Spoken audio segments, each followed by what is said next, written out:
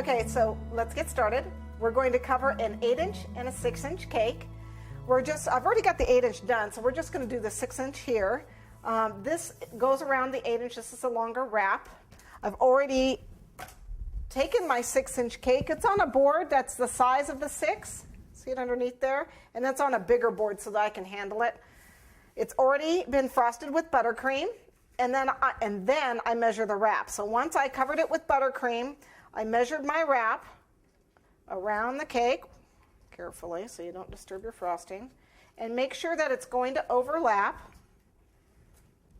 a little bit. I actually haven't measured this one yet.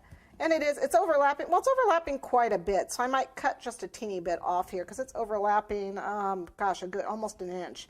And that's a lot of overlap. So what I'm going to do is cut just a teeny bit off. But you want it to overlap about 1/4 of an inch at least, because the chocolate's going to take up room going around the cake.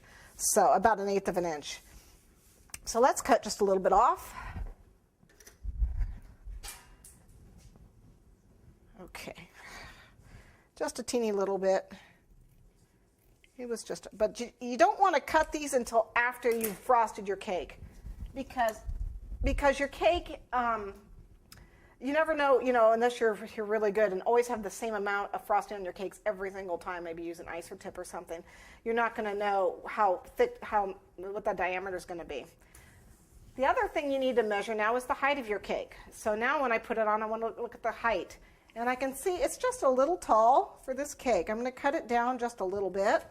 This is a 4-inch high cake, but I don't really want it to be, it looks like it's about 4.5 inches right now, and it's a little tall. So I'm going to cut it off about 1/4 of an inch. But see how this has ridges? I don't know if that camera can pick that up, but it's got texture to it. And it's really nice because it shows me right in the ridge where I can cut it off. It makes it a nice straight line. Makes it easy to cut.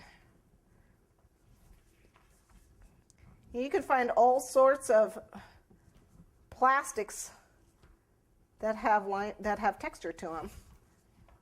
I mean, you can use the mats, the fondant mats too, if they're flexible enough to use a chocolate wrap on also, which I do in one of my videos. It's in the holiday chocolate wrap video. Okay, so we cut that off. So I think we're good to go. We're measured. So we have the diameter and the height measured. And again, that's after the cake has been frosted. Pull out some wax paper so we have plenty of room. And chocolate is messy. So I mess up the counter.